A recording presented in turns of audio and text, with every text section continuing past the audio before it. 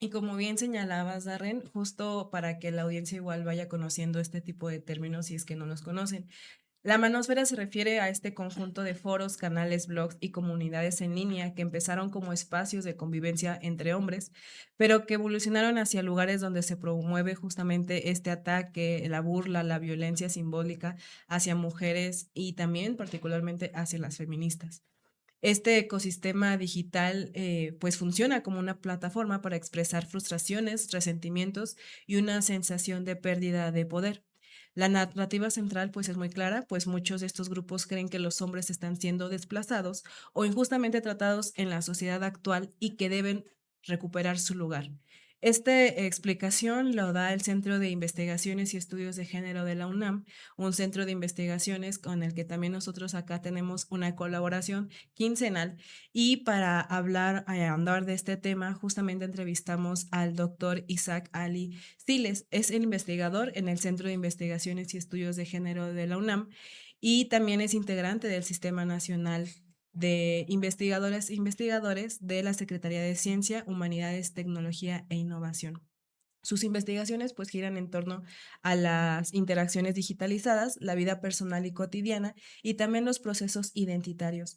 Y en esta breve entrevista o en esta breve charla que tuvimos la oportunidad de justamente dialogar, le preguntábamos sobre la situación de la manósfera en el contexto actual, ¿no? Particularmente le consultábamos si ha ganado presencia en redes sociales y también en las plataformas digitales también particularmente cuáles son las condiciones sociales, emocionales o identitarias que hacen que las adolescentes y también los jóvenes sean pues particularmente vulnerables o receptivos a estos discursos de la manósfera. Y en otra pregunta, pues también le consultamos el caso particular de México, porque incluso lo que viene siendo ONU Mujeres en 2025 emitió una alerta global sobre el auge de la manósfera y su amenaza para la igualdad de género, pero particularmente hizo un señalamiento a que en México han aumentado los ataques incel. Incel es un subgrupo de la manósfera, o sea, entendiendo que hay varias subculturas que emanan de la manósfera y una de estas son los incels o también conocidos como célibes involuntarios, que es uno de los grupos pues más extremos que tienen derecho natural al acceso sexual y que el rechazo de las mujeres es una injusticia que justifica su resentimiento. Sobre toda esta situación le consultamos a este investigador. Entonces, si les parece bien, vamos a ver qué nos dijo. Bueno, efectivamente, como lo señalabas, este fenómeno de la manosfera o machosfera, también como se le suele llamar, pues ha venido siendo documentado desde hace varios años, ¿no? Sobre todo a principios o mediados de los años 2000 más o menos, hasta, bueno, ahora, en el que las redes sociodigitales, pues aparecieron y han crecido de una manera, pues, exponencial, ¿no? Hasta convertirse en parte de la cotidianidad, de las actividades cotidianas de muchas personas, ¿no? De la mayoría de las personas, ¿no? Hoy en día es mucho más común ver a personas en línea, ya sea a través de computadoras, etcétera, pero sobre todo a través de teléfonos inteligentes y demás, y la mayor parte de la gente consume este contenido en plataformas sociodigitales, ¿no? Entonces, digamos, no es lo único, pero es quizá el canal principal por el cual hoy en día se diseminan y se producen una serie de discursos, una serie de narrativas, eh, de ideas, etcétera, que están producidas por varones en su mayoría o para varones, ¿no? Para el consumo de los varones o de los hombres. Y la mayoría de ellos tienen que ver con, digamos, una especie de orientación respecto a la condición masculina, que tiene también una lectura, pues, bastante negativa del entorno, ¿no? Entonces, se trata como de alguna manera, de servir como un espacio de encuentro para varones en torno a ideas muy particulares, ¿no? Que esto tiene que ver con los discursos o narrativas de los que hablabas tú, ¿no? O por los que preguntabas, que tienen sobre todo que ver con, digamos, formas consideradas tradicionales de ser varón, ¿no? O formas tradicionales de masculinidad ligadas a mandatos que también podemos considerar tradicionales de masculinidad, como pueden ser la fuerza, la resistencia, el valor, la productividad, la autonomía, eh, un poco la contención de las emociones o la contención emocional, de alguna manera el ejercicio de la autoridad y del poder, ¿no? Y por supuesto también de la sexualidad, ¿no? Una especie de mandato de hipersexualidad en los varones, ¿no? Y la mayoría de estos contenidos como que se ligan con este tipo de cosas, ¿no? O giran en torno a estas narrativas o a estos discursos, que en un inicio se empezaron a dar en blogs, en foros de internet, etcétera. Y como digo, muy rápido brincaron a las plataformas sociodigitales como las que conocemos hoy y con las que interactuamos cotidianamente, como pueden ser desde las más consolidadas, digamos, y más antiguas como Facebook o Instagram quizá, hasta las más novedosas como TikTok o Reddit o Telegram, Discord, etcétera, ¿no? Y bueno, también hay personajes centrales, ¿no? O sea, por un lado están los llamados influencers, ¿no? Que pueden ser YouTubers, TikTokers, que generan este tipo de contenido en torno a estos mensajes, con muchos mensajes sobre todo sobre consejos sobre las relaciones interpersonales, ¿no? Desde consejos de ligue, como a veces se les llama, hasta cosas un poco más serias en ese sentido, pasando también por hombres que se autodefinen como defensores de los derechos o activistas por los derechos de los hombres. Están también una serie de creadores con mensajes sobre emprendurismo, autosuficiencia y superación económica, cuidado del cuerpo, en fin, ¿no? Una serie de cosas, las famosas criptomonedas, cómo hacer dinero invirtiendo en ellas, etcétera, ¿no? O sea que la manosfera es todo un ecosistema en realidad, ¿no? Donde están, como digo, estos actores principales, pero también hay como grupos, hay colectivos que participan en la creación de estos discursos o estos mensajes y en su diseminación o reproducción, ¿no? Y como es la naturaleza de las redes sociodigitales, pues hay mucha interacción entre las personas que son más que solo consumidores pasivos, también son de alguna forma generadores de ciertos contenidos al comentar los mensajes, al interactuar con ellos, etcétera, etcétera, ¿no? Y bueno, ese es un elemento creo que es fundamental también de tener en cuenta en la discusión sobre Manosfera, que es que pues está inscrito en una lógica mercantil, digamos, ¿no? En la que las personas que generan cierto contenido pueden monetizar ese contenido, ¿no? Y eso también de alguna forma pues va moldeando o va las decisiones de esos creadores, de esas personas creadoras, sobre qué temas tratar, qué discursos reproducir, que ellos se encuentran pues, más productivos, ¿no? También. Y lo mismo las plataformas, las grandes plataformas, pues también, digamos, le dan espacio a esos contenidos que generan mucha atención, ¿no? Y mucha interacción en las plataformas, que es parte del modelo de negocios de estas plataformas. Entonces también está ese asunto, digamos, pues económico ahí clavado, ¿no? Que tiene que ver un poco con las condiciones, en este caso materiales, más bien económicas, en las que las personas hoy en día pues existimos, ¿no? Pero en términos de las condiciones más bien de orden social, por ejemplo, bueno, hoy en día, como decía hace un momento, hay autores incluso que hablan de una smartphonización de la vida social, ¿no? Donde todas las personas, o la gran mayoría de las personas, quizá no todas, pero una gran mayoría, como digo, vivimos nuestras vidas de manera muy cercana a los teléfonos inteligentes o a los llamados smartphones, ¿no? Los utilizamos constantemente, pasamos mucho tiempo interactuando a través de ellos, ¿no? Para un montón de cosas, para trabajar, para el estudio, para la diversión, el esparcimiento, incluso para buscar relaciones amistosas o de pareja o erótico-afectivas, etcétera. O sea, un montón de nuestras actividades pasan a través de estos canales, ¿no?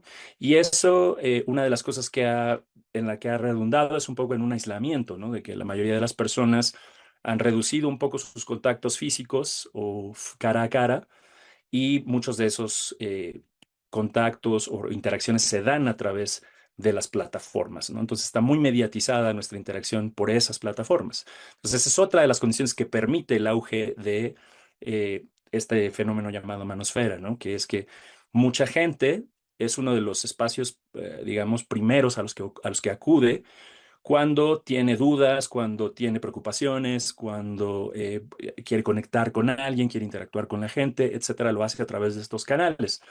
Entonces eso ha favorecido que muchos varones, y en particular varones jóvenes, pero no exclusivamente, también varones de edades, adultos jóvenes o edades medianas, pues busquen en estos espacios o en estos ámbitos digitales esa interacción, ¿no? Y también de alguna forma busquen como satisfacer una serie de otras necesidades, como puedan ser de una búsqueda de comunidad o una búsqueda de identificación con otro grupo, etcétera, etcétera, ¿no?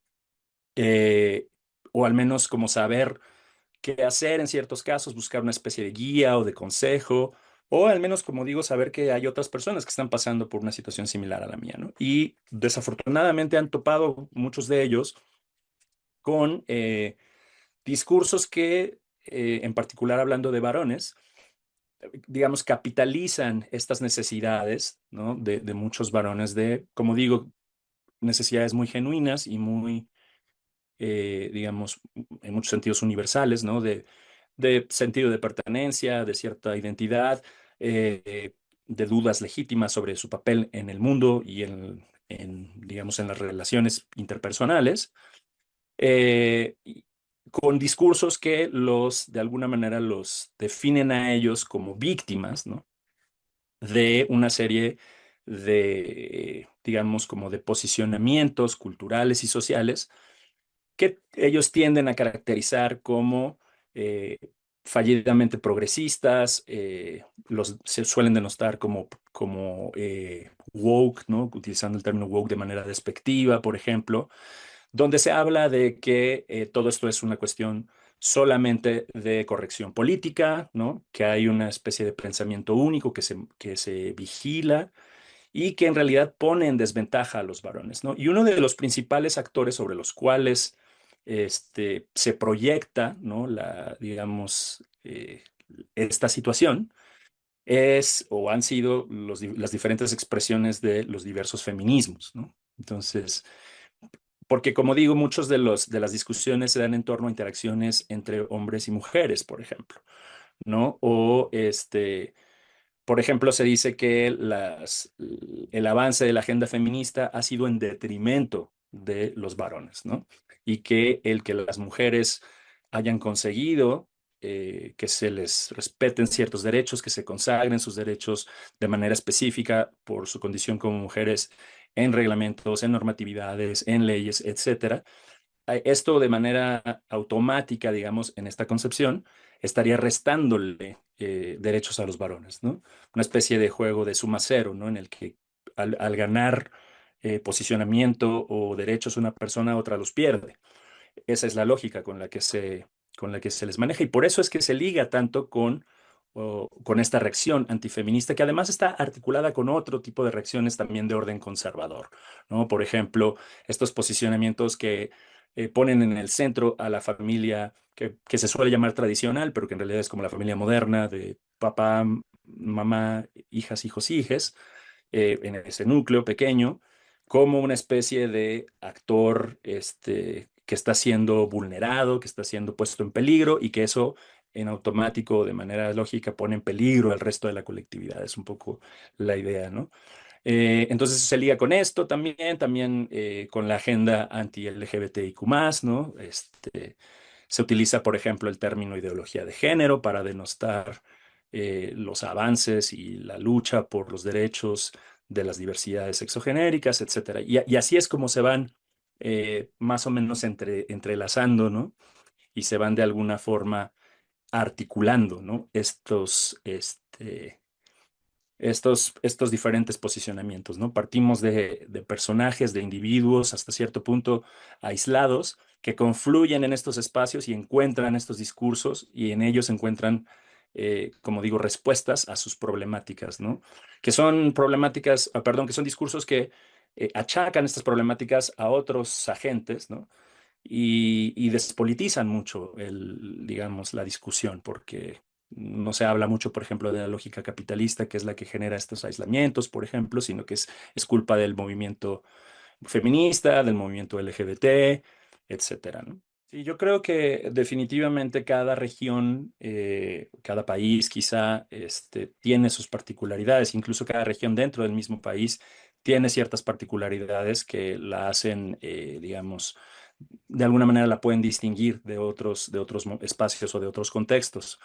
Eh, Sin embargo, creo que hay que pensar en este como un fenómeno que digamos, tiene interacción, en el que tiene interacción más bien lo local con lo global o lo regional, inclusive en una, digamos, en una escala media, ¿no? O sea, porque como te decía, o sea, por ejemplo, las plataformas sociodigitales que permiten, ¿no? Que son el sostén tecnológico, la infraestructura para la llamada manosfera, por ejemplo, son en su gran mayoría, si no en su totalidad, eh, digamos, empresas transnacionales, ¿no? Provenientes la mayoría del norte global, con excepción, una gran excepción en el sentido, por ejemplo, podría ser TikTok, que es una empresa de origen chino, pero en general, digamos, son empresas transnacionales y operan de manera transnacional, por un lado. Por otro lado, quienes producen estos discursos y quienes los transmiten, etcétera, o los reproducen, son también personas en distintos, digamos, contextos, ¿no? Pero se nota como una especie de armonía en los discursos, justo por eso, ¿no? Porque los medios digitales, pues tienen un poco esa característica, ¿no? De alguna manera homogeneizar, cuando menos en la forma y en muchos sentidos también en el fondo, los mensajes, ¿no? En México, la idea de lo masculino ligado con el ejercicio de la violencia para probar esa fuerza, esa autoridad, etcétera, todavía es un fenómeno que se observa muy, muy palpablemente, ¿no? En diferentes ámbitos. O sea, incluso en las interacciones cara a cara cotidianamente es muy fácil ver cómo la resolución de conflictos tiende, por ejemplo, a irse por el lado de la violencia, ¿no? Entonces, claro, creo que estos discursos que son hasta cierto punto más radicales, ¿no? Pues no, si bien no es que tal vez necesariamente te encuentren un campo completamente fértil, sí también encuentran poca resistencia de parte de ciertos grupos, porque el contexto, digamos, pues no le opone tanta resistencia de por sí. Entonces creo que sí, habría que ser muy cuidadosos, ¿no? En ver eso. Y también hay otra cuestión que también creo que es fundamental, es la cuestión de clase, ¿no? Porque no todas las personas, de todos los estratos sociales, creo yo, necesariamente consumen los mismos contenidos ni los consumen de las mismas maneras. Entonces, creo que también es interesante, por ejemplo, ver que en los casos en los que hemos tenido en México, que han sido un par, afortunadamente todavía no tantos, pero que ya son, como dices, eh, muy, muy contundentes, de personajes ligados, por ejemplo, a el fenómeno o a la comunidad incel en línea, tienen un perfil particular, ¿no? Que es el de que son estudiantes de clase media, media baja, ¿no? Este, con acceso, como digo, pues al internet constante, etcétera. Eso creo que también es una cosa que juega ahí, ¿no? Y que es importante de tener en cuenta también. Creo que es un fenómeno hasta ahora todavía muy, muy urbano, ¿no? Por ejemplo, y muy de clases medias, medias bajas, ¿no? Sí, yo creo que es, primero hay que entender, como decía hace un momento, que este gran fenómeno al que llamamos manosfera o machosfera, tiene múltiples niveles, ¿no? Y múltiples dimensiones. Es decir, no es tanto como una asociación, un partido político, digamos, o un movimiento en el que uno se adscribe, digamos, a través de una cierta militancia o de una cierta adopción de principios, etcétera, sino que hay como múltiples niveles de interacción con el fenómeno, ¿no? O sea, uno puede de pronto consumir estos contenidos de manera voluntaria o incluso de manera involuntaria porque la lógica algorítmica con la que funcionan estas plataformas, por ejemplo, nos lo puede llegar a sugerir, ¿no? Y ya con eso estamos entrando digamos, en contacto con esto, ¿no? No es lo mismo entonces participar en ello desde allí, a lo mejor interactuar de manera más consciente, más constante, o incluso, por ejemplo, dedicarnos a la creación o a la reproducción o diseminación del contenido, ¿no? Entonces hay como muchas capas, creo. Entonces hay que pensarlo primero así, como una cosa como más compleja. Y efectivamente, yo creo que la tecnología no es la que no es lo que generó, digamos, el fenómeno, pero sí es una parte importante del fenómeno, porque sin esta tecnología el fenómeno a lo mejor tendría otras características muy diferentes, ¿no? Es, ¿Qué quiero decir? La lógica violenta, digamos, reactiva, el dejo machista, misógino, homofóbico, sexista que tienen muchos de estos mensajes, digamos, no aparece a partir de la emergencia de estas tecnologías, sino que más bien estas tecnologías de alguna forma lo potencian, ¿no? Y le van dando características específicas. Entonces, es difícil pensar hacia dónde irá, ¿no? Porque dependerá mucho de hacia dónde vaya también, eh, por un lado, como evolucionando o hacia dónde se van moviendo, digamos, estas formas de comunicación, y también de qué, digamos, pasos se den en términos legales, por ejemplo, para regular de alguna manera la producción y el flujo de estos contenidos, ¿no? O sea, sería importante, yo creo, hacer eso, ¿no? Si eso no se intenta regular, por lo menos, se puede salir muy rápidamente de control, que creo que es un poco lo que nos ha estado pasando, ¿no?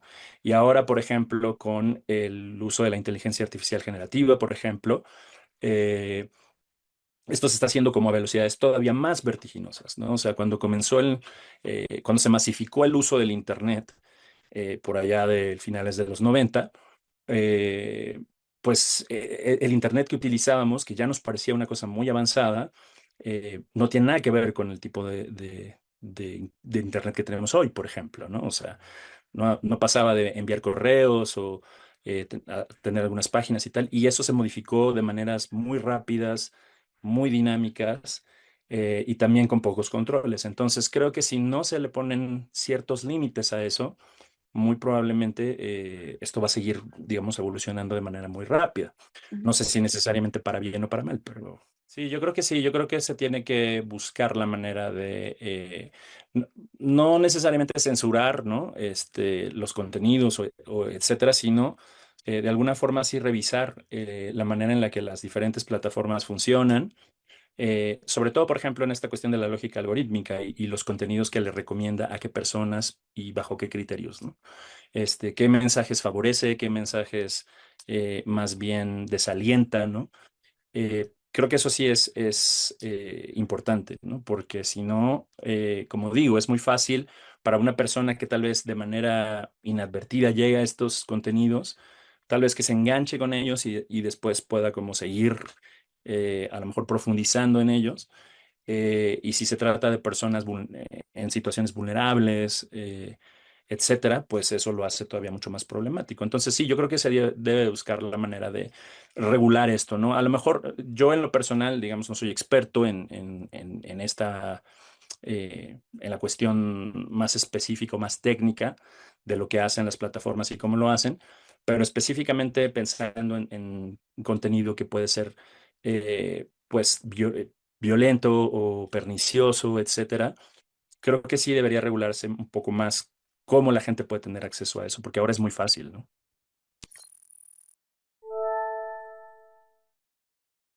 Y para cerrar hoy también este espacio en zona violeta es fundamental, sobre todo que dejemos de ver a la manósfera y a las comunidades incel como un simple rincón de hombres resentidos o hombres raros en internet, porque lo que ocurre en esos foros no es un chiste, no es un meme, no es algo inofensivo, ni es un asunto que deba de tomarse como algo pues que solo ocurre y ya, ¿no? También tenemos que tener muy presente que lo que ocurre también es una fábrica de radicalización en estos espacios, y en donde estamos hablando de plataformas que operan con la misma lógica de capacitación que los extremismos políticos o religiosos que aprovechan las inseguridades, el aislamiento, frustraciones de los hombres para canalizarlas a través de un enemigo común, que en este caso están siendo las mujeres, el feminismo y los derechos conquistados.